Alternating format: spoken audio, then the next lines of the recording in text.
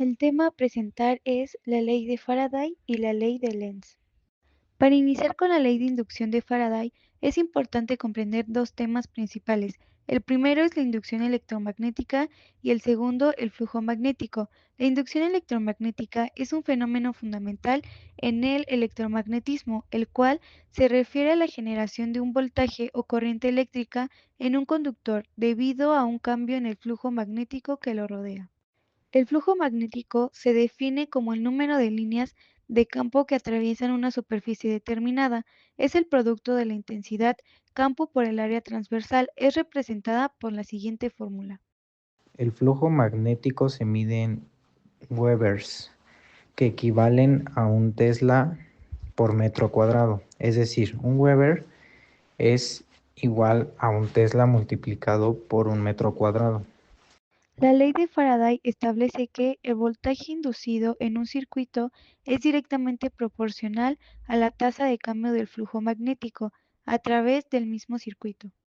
La expresión matemática utilizada en la ley de Faraday es la fuerza electromotriz inducida es igual a menos la derivada del flujo magnético respecto al tiempo. Por ejemplo, al colocar tu celular sobre una base de carga inalámbrica, se aplica la ley de inducción de Faraday, ya que dentro de la base de la carga inalámbrica hay una bobina que crea un campo magnético variable. Dicho campo transforma la corriente en energía, que recarga la batería. Según la ley de Faraday, ese campo cambiante induce una corriente eléctrica en la bobina del celular. Ley de Lenz. La ley de Lenz establece que la dirección de la corriente inducida en un conductor es tal que su campo magnético se opone al cambio en el flujo magnético que la causó. Esto significa que si el flujo magnético aumenta, el campo magnético inducido intenta disminuirlo y si el flujo magnético disminuye, el campo magnético inducido intenta contrarrestar esa disminución. Un ejemplo clásico es dejar caer un imán a través de un tubo de cobre. El imán desciende más lentamente de lo esperado porque la corriente que se induce en la tubería crea un campo magnético que se opone al movimiento del imán. ¿Qué sucede en una espira cuando se acerca un imán? Primero, al acercar el imán a la espira, la cantidad de líneas de campo magnético que la atraviesan aumenta. Esto ejemplifica el principio de la inducción electromagnética. Después, la variación de flujo magnético induce una fuerza electromotriz que provoca que una corriente fluya a través de la espira, cumpliendo la ley de Faraday.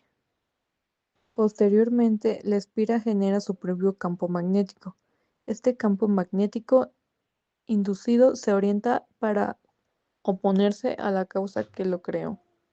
Por lo tanto, si el imán se acerca, el campo magnético inducido en la espira apunta en sentido contrario al imán, como lo explica la ley de Lenz. Por último, la espira actúa como si tuviera un polo magnético que es el mismo que el del imán que se acerca. Esto provoca una fuerza de repulsión entre la espira y el imán, que puede observarse si la espira está en posición de moverse. Michael Faraday fue un científico británico fundamental para el desarrollo del electromagnetismo y la electroquímica.